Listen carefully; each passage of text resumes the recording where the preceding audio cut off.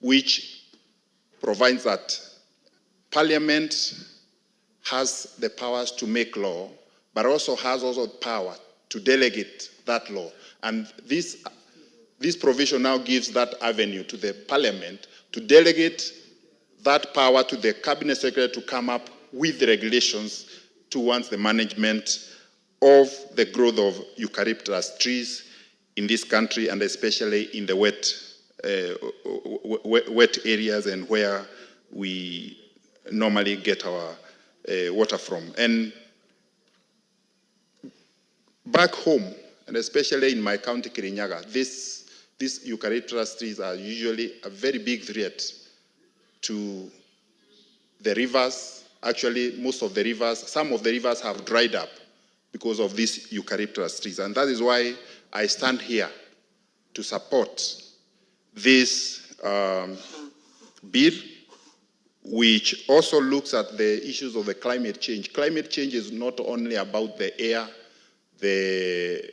and planting trees. It's also about climate change action on areas that also threaten lives, both human and plants, other plants, and also other species, because when the rivers dry up, we also lose lives which are usually found in that river, including fish, and also it's also a threat to the food security in this country.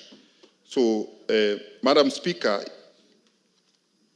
my research also shows that in February 2020, the then Minister for Environment, Honorable Keriako Tobiko, called for eucalyptus trees to be uprooted in all wetlands and all catchment areas.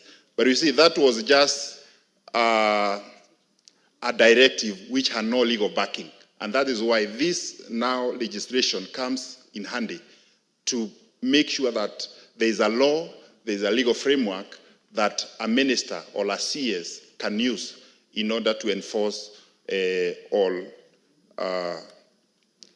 enforce such kind of directives. But if someone never followed that directive and obeyed it, there was nothing that would have happened. So regulations coming through the CS would help in this space a lot. And that is why I support and thank you for that opportunity, Honorable Speaker. And I also thank Honorable Irene Mayaka for bringing this, I would call, a bill of life.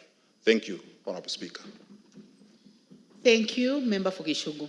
The Honorable Martin Owino, Member for Ndiwa. Thank you, Madam Speaker. I rise to support this amendment bill. And I want to congratulate Honorable Irene Mayaka, making the first shot at the bill. It's very tiring and very needy. A lot of research which has been thrown into it. It is true global issues when it comes to environment is progressive. And therefore, a bill giving the CS mandate to make policies, I think it is in order, because we will need those policies from.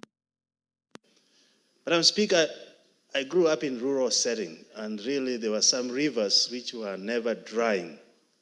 And you had Homa Bay being mentioned as one of the areas affected.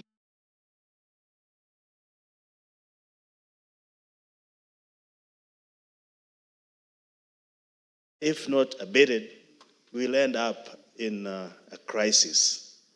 The human body needs between 45 to 75% of water, depending on gender and all that, but that range, meaning if the rivers dry up, the common wananchi has no access to water.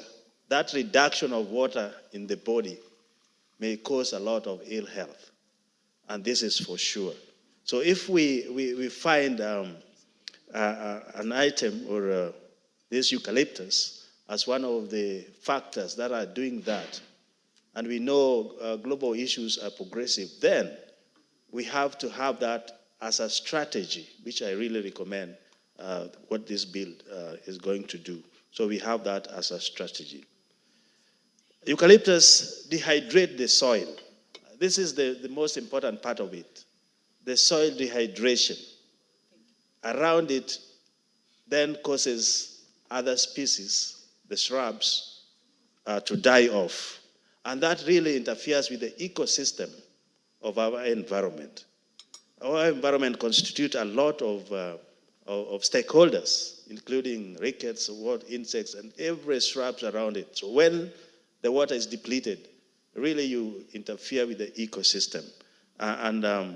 As one of us have said, this is some good, but the bad really outweighs what eucalyptus does to our environment.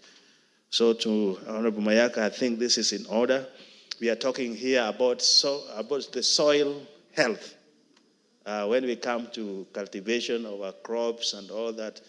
And that home river, I'm trying to say, dried up and left the community in disarray, really used to service well when it comes to water.